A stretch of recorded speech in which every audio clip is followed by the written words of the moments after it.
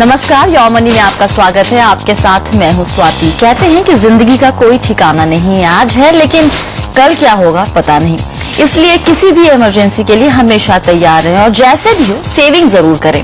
कम से कम उनके लिए तो जरूर करें जिनके लिए आप जी जान से मेहनत करते हैं। ये सही है कि कई बार आप कंफ्यूज हो जाते हैं कि कहाँ पैसे लगाएं और कौन सा इंश्योरेंस प्लान लें, लेकिन परेशान होने की कोई जरूरत नहीं है। फाइनेंशियल प्लानिंग से जुड़े हर सवाल का जवाब है योर मनी में।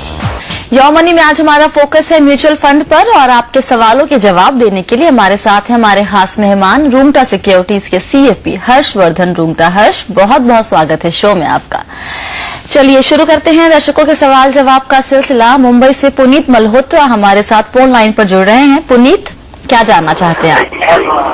हाय स्वाति, मेरा सवाल ये था कि आजकल शॉर्ट टर्म इन्वेस्टमेंट के लिए हमारे पास कई सारे ऑप्शंस अवेलेबल हैं, जैसे FD है और फिक्स मैच्योरिटी प्लान्स हैं और शॉर्ट टर्म डेब्ट फंड्स हैं। तो इनमें से सबसे एफिशिएंट और बेस्ट ऑप्शन कौन सा रहेगा अगर शॉर्ट टर्म इन्वेस्टमेंट करनी है, और इनके टैक्सेशन कैसे अलग अलग? ऑलराइट, हम हमेशा बोलते हैं नॉर्मली योर मनी में कि लंबे वक्त के लिए निवेश कीजिए, लेकिन जिनको छोटे वक्त के लिए पैसे निवेश करने हैं, पार्क करना कहीं पैसा, हर्ष, तो उन्हें कहाँ लगाना ठीक रहेगा? आजकल FD पे अच्छा खासा रिटर्न मिल रहा है। That's right. वेल पुनीत, आप अगर 1 साल के अंदर का आपका टाइम होराइजन है तो आप ये short term debt funds consider कर सकते हैं, और अगर 1 साल के ऊपर का आपका 12 मंथ्स एंड अबव का आपका अगर टाइम होराइजन है तो आप FMP कंसिडर करिए।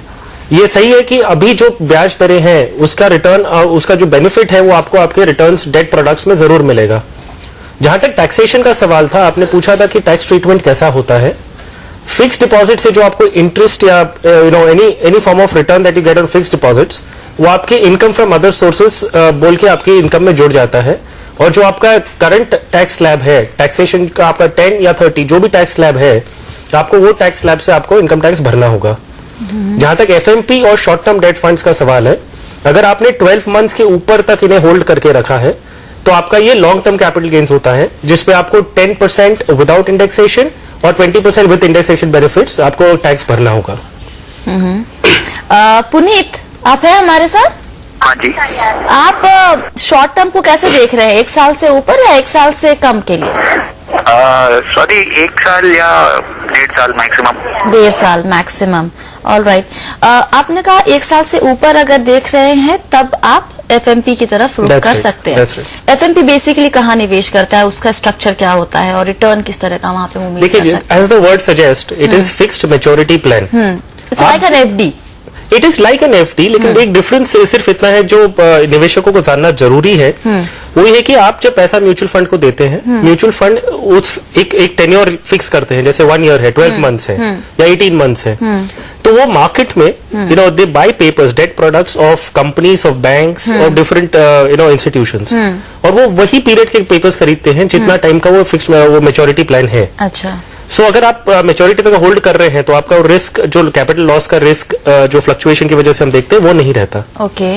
तो आप जब उनको पैसा देते हैं वो जाके ये सर्टिफिकेट ऑफ डिपॉजिट्स खरीदते हैं, तो ये आपका मोर और लेस सिक्योर रहता है। रेटिंग्स निवेशकों को जरूरी है कि वो पेपर्स की रेटिंग्स को पहले जान ले।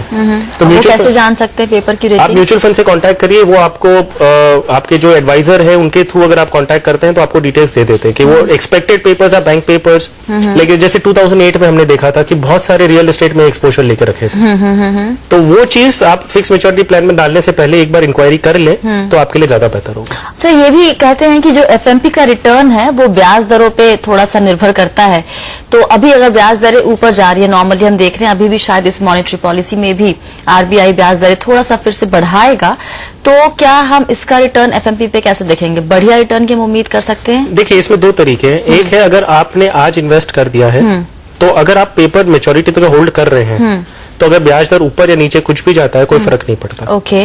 अगर आप शॉर्ट टर्म डेट फंड में डाल रहे हैं और इंटरेस्ट रेट अगर बढ़ रहा है तो आपके पोर्टफोलियो में उतना नेगेटिव इफेक्ट आ सकता है। ओके। क्योंकि इंटरेस्ट रेट एंड प्राइस का इनवर्स रिलेशनशिप है। ओके।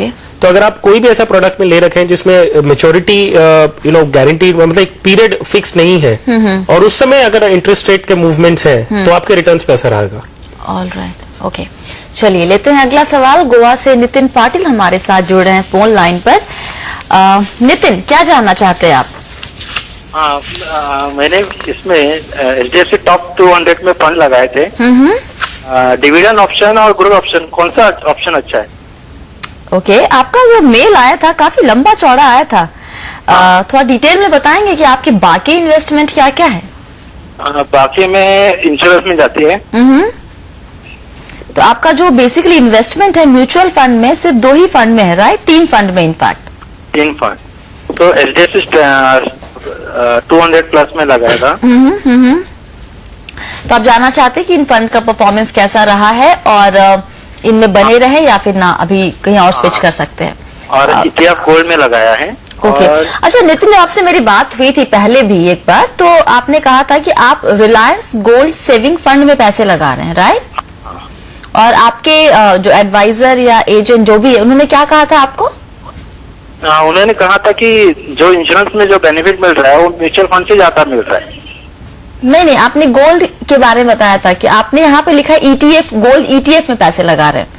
और आपने मुझे बताया था बाद में कि आप रिलायंस गोल्ड सेविंग फंड में लगा रहे हैं पैसे। Reliance ETF gold saving.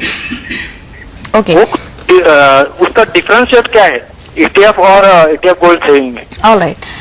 पहला सवाल यही लेते हैं। इनको ये क्लियर अभी नहीं है कि इन्होंने जो पैसे लगाए ये शायद खुद से नहीं लगा रहे हैं, पैसे किसी को दे रहे हैं लगाने के लिए।